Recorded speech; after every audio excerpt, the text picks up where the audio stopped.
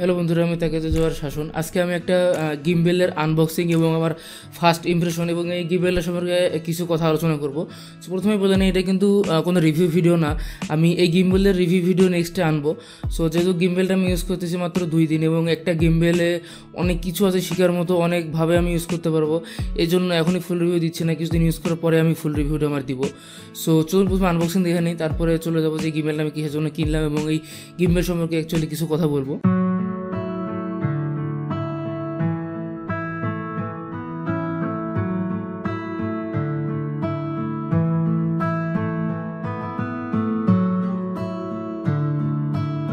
এখন বক্সটা আমরা খুলবো। বক্সের আমরা যদি দেখি, বক্সের উপরে হালকা লক সিস্টেম আছে, যেটা আমরা একটু প্রেস করলে খুলে যাবে। তো আমরা বক্সটা খুলে ফেলে তারপরে দেখি ভিতরে কী কী আছে। তো বক্স খুলে ফেললে কিন্তু আমরা গিম্বেলটা দেখতে পাচ্ছি। এখন দেখে নেই কী কী আছে। সো এটা একটি ম্যানুয়াল। প্রথমে এটা আমরা সাইডে রাখি। এখানে কিছু স্ক্রু আছে, স্ক্রুটাও সাইডে রাখি। এখানে হচ্ছে কেবল, এটা হচ্ছে চার্জিং কেবল।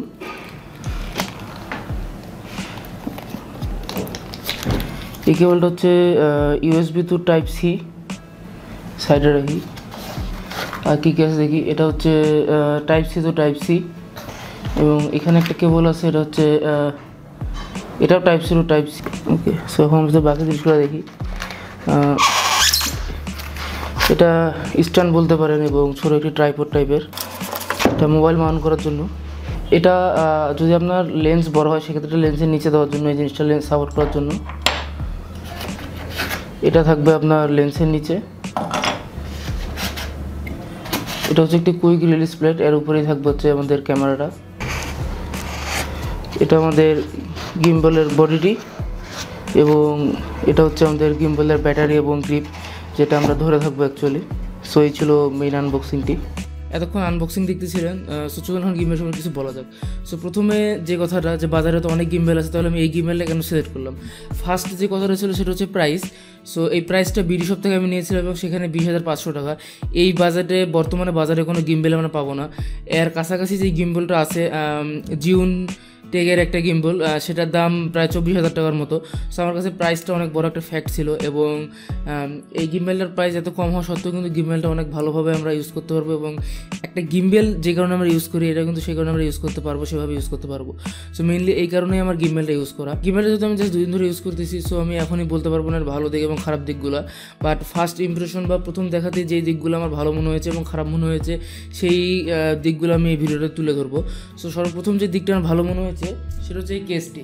এর সাথে যে কেসটা দিয়েছি, কেসটা অনেক হার্ডি এবং কেসের ভিতরে সব কিছুই অনেক ভালোভাবে রাখা ছিল। এই কারণে যেটা আমার সুবিধা হবে, আমি কিন্তু যে কোনো জায়গায় কেসটা নিয়ে যাইতে পারবো, যেটা দেখতে অনেক সুন্দর লাগবে, প্লাস আমার জিনিসটা অনেক ভালোভাবে আমি ক্যারি করতে পারবো। এবং বাসাতেও যখন আমি রেখে দেবো, কেসটার কারণে আমি এমনভাবে রাখতে পারবো যে এই গিম্বেলটা কিন্তু ডাস্ট থাকে দূরে থাকবে আমার।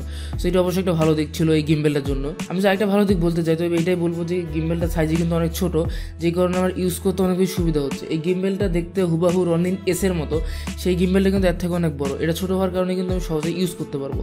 আরেকটা যদি আমি ভালো দিক বলি, যেটা আমার ক্ষেত্রে ভালো দিক, ম্যাক্সিমামের ক্ষেত্রে হয়তো ভালো দিক হবে না, সেটা হচ্ছে এই গিম্বেলটা কিন্তু মেইনলি মিররলেসের জন্য। বাট আমার মতো যারা ছোটো ডিএসএলআর ক্যামেরা ইউজ করে, জাস্ট লাইক আমি 250D ইউজ করি, অনেকে 200D Mark II ইউজ করে বা 200D ইউজ করে, তারা কিন্তু এই গিম্বেলটা খুব সহজে ইউজ করতে পারবে, তাদের কোনো সমস্যা হবে না। যদি এইটার পেলোডের কথা বলি, যেটা আমার কাছে অনেক ইন্টারেস্টিং মনে হয়েছে এত কম প্রাইস এবং এত ছোটোখাটো একটা গিম্বেলের ক্ষেত্রে, সেটা হচ্ছে 2 কেজি। এবং আমার যেই ক্যামেরাটা, এই ক্যামেরা কিন্তু লেন্স সহ হার্ডলি 700 থেকে 800 গ্রাম হবে। সো সেক্ষেত্রে আমি কিন্তু অনেক ভালোভাবে গিম্বেলটাতে ইউজ করতে পারতেছি। সো এগুলো গিম্বেলের ভালো দিক আমি এখন পর্যন্ত যেগুলো দেখছি সেগুলো। এবং খারাপ দিক যদি আমি বলি, তো প্রথম যে খারাপ দিকটা আমার কাছে অনেক বেশি খারাপ লেগেছে, সেটা হচ্ছে এখানে লগের যে লিভারটা আছে, সেটা সম্পূর্ণ শেষ পর্যন্ত যায় না। আমি জানি না শেষ পর্যন্ত যায় না নাকি এখানে আটকে আছে, অনেক জোরে পুশ করতে হবে, অনেক পুশ করার পরেও যায়নি। অবশ্যই আমি খুব হার্ডলি পুশ করবো না, কেননা নতুন জিনিস একটা ভয় থাকে ভাঙার। সো সেভাবে আমি পুশ করিনি, বাট আমি যতদূর ট্রাই করছি পুশ করছি এবং এই লিভারটা একবার শেষ পর্যন্ত যায় নাই। আমি জানি না যেটা আসলে শেষ পর্যন্ত যায় না নাকি এরকমই থাকে, এটা একটা। এবং যে একটা ভালো থেকে আমি বললাম যে মিররলেস বা ছোটোখাটো ডিএসএলআর করে ইউজ করা যায়, বাট এইখানে একটা সমস্যা, অনেক ডিএসএলআরের সাথে আপনার এর সঙ্গে থাকা যেই কেবলটি টাইপ সি কেবল, সেটা কানেক্ট হয় অনেক ক্যামেরার সাথে অনেক ক্যামেরায় হয় না। সো আমি 200D এর আগেও অনেক জায়গায় শুনেছি কানেক্ট হয়নি। আবার ইউটিউবে একটা ভিডিও দেখেছিলাম যেখানে আমি দেখেছিলাম 200D এর সাথে এটা যে কনভার্টারটা আছে সেটা লাগানোর পরে ক্যামেরার সাথে কানেক্ট হচ্ছিল, এবং ক্যামেরার সাথে কানেক্ট হওয়া মানে হচ্ছে আপনি এখানে যে বাটনটা আছে অফ অনের, সেই বাটনটা দিয়ে ভিডিও অন করতে পারবেন, অফ করতে পারবেন এবং ছবি তুলতে পারবেন। সো এই দিকটা আমার কাছে একটু খারাপ মনে হয়েছে। তারা এই ফাংশনটা দিতে পারতো যে ছোটোখাটো ক্যামেরা যদি আমরা কানেক্ট করতে পারতেছি বা ইউজ করতে পারতেছি, আমরা যাতে এটা কানেক্টও করতে পারি। সো আমার কাছে ভালো দিকে এবং খারাপ দিকে এই দুটোই মনে হয়েছে এখন পর্যন্ত। বাট গিম্বেলের যেটা কাজ সেটা হচ্ছে স্টেবল করা। সো এই কাজটা এই গিম্বেলটা একবারে পারফেক্টলি করতে পারতেছে। আমি এরপরে কিছু স্যাম্পল ভিডিও দিয়ে দেবো, এবং স্যাম্পল ভিডিও দেওয়ার আগে আমি জাস্ট একটা কথা বলবো, আমি আমার জীবনে প্রথম গিম্বেল ইউজ করেছি। সো যে ফুটেজগুলো দেবো এই ফুটেজ ম্যাক্সিমাম আমার নেওয়া, এবং কিছু ফুটেজ আমার ফ্রেন্ড শিশির নাম তার নেওয়া। সো সেও তার জীবনে প্রথম গিম্বেল ইউজ করতেছে এবং আমি ইউজ করতেছি। এই কারণে আমরা কিন্তু গিম্বেল ইউজ করতে পারি না, এই জন্য ফুটেজটা হয়তো একটু আপনাদের কাছে অড লাগতে পারে।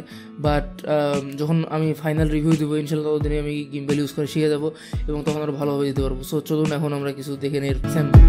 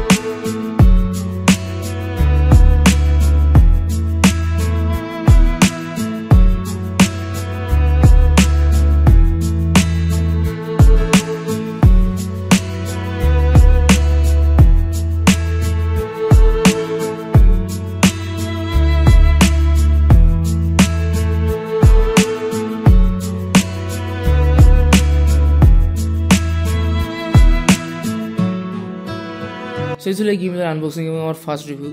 ভিডিও যদি ভালো লেগে থাকে অবশ্যই চ্যানেলটা সাবস্ক্রাইব করবেন। ধন্যবাদ।